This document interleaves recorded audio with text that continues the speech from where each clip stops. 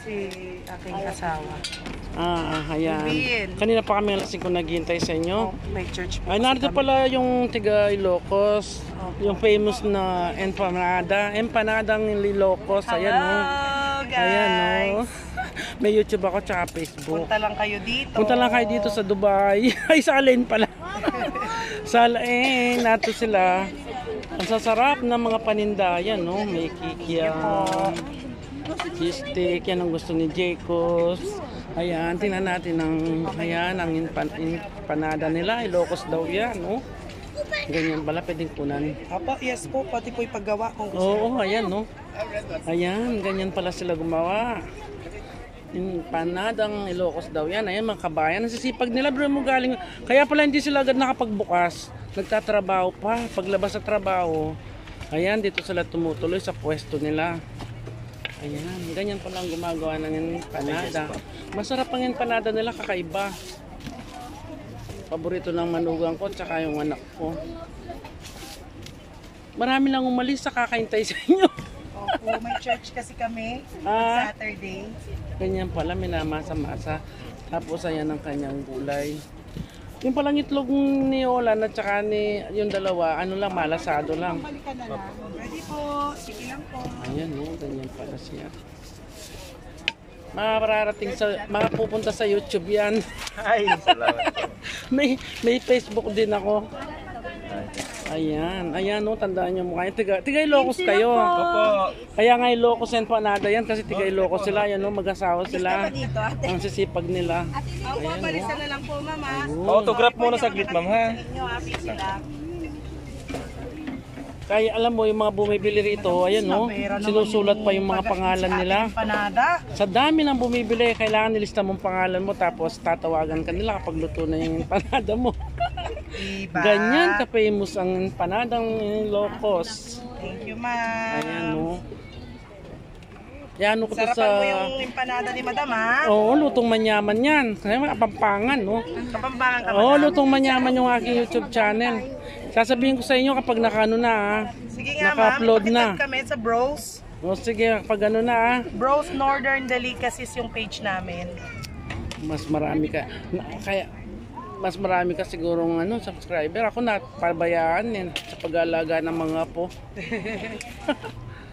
Ayan, no. Ayan. Ganyan pala. Ang sarap kaya niya, no. Mas maganda pa ibalik. Ang lutong-lutong. Sandy, wait. Ano ka ba? Ayan. Sige, yan ako. Hello, sir. Ano po pangalan niya? Nag-start na po. Ano na po? Biruin mo, sabi ng mga narito, kayo daw uling daw marating pero kayong naunang nauubos. Ay. Sino may sabi yan, ma'am? Sabi ng mga kalapit mo, kanina pa kami alas 5 rito. Dami na nga namin nakain eh. Namin sila kasi nga pag andito na kami. Ayun, ang bait ni, paano ang babait ni madam at ni sir, kaya naman marami silang customer. Maliban sa masarap na. Oo nga, sabi nila, pinakauli daw kayong dumarating pero pinakaunang naubos ang paninda ninyo. Sa dami na nga nagtatanong sa inyo kanina pa. Kami nga kanina pa alas 5, nabusog na kami. Ayan, Di ba nakabili kayo dun sa mga kapitbahay namin? Oo, hindi pa nga naubos-ubos, ang dami. Hindi namin naubos. Church kasi kami pag-Saturday. Okay lang yun. Unahin natin ang Oo, tama yan.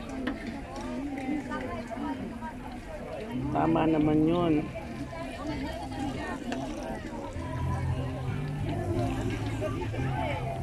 Nakita ko yung anak at manugang nung umuwi sila, Diyos mio, lumalagotok. Habang kinakain, tapos binubusan ng suka.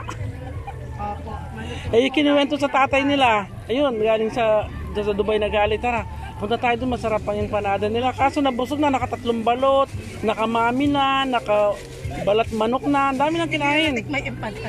Hindi, bumibili, ayan na, bumibili ako para sa bahay na lang kainin. Pwede po yun ito, air fryer. Air fryer na lang. Opo. Mas malutong pa pag na air fryer. Okay. Sa air fryer na lang mamaya. Nabusog na kami kasi. Galing pa kayo, Ma'am, Dubai? Hindi, dito lang kami. Yung asawa ko sa Dubai naglalagi kasi may anak kaming isa roon. Tsaka yung doon ang trabaho niya. Yung anak kong dalawa narto, so Kim New sila. Opo. Wala, may tumatawag. Money for a cheese stick. Ito na nga, meron na nga rito. Ayun na po, nakasalang na. Meron na, give to nanay.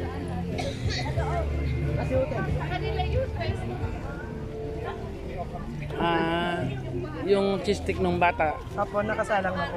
Okay. Diyos ko, talagang umiiyak, hinihintay yung cheese stick.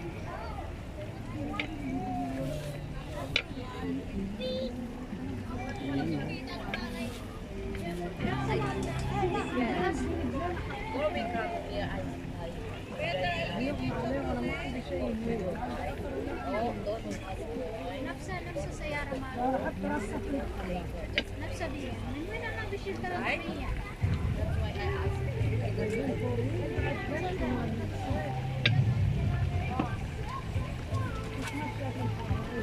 Marami silang nakapila. Ayun, oh. Ayan, marami nakapilang naghihintay. Marami pa naghihintay doon sa mga upuan. Mabilis sila. Maraming mga paninda rito. Yun, mga kumain na kami lahat. Kanina pa kami. Hinintay lang namin talaga itong empanadang ito. Ayan. May mga damit din dito, mga gamit na binebenta nila. Ayan, oh. Nabili na kami sa Lulu. Maraming kabayan.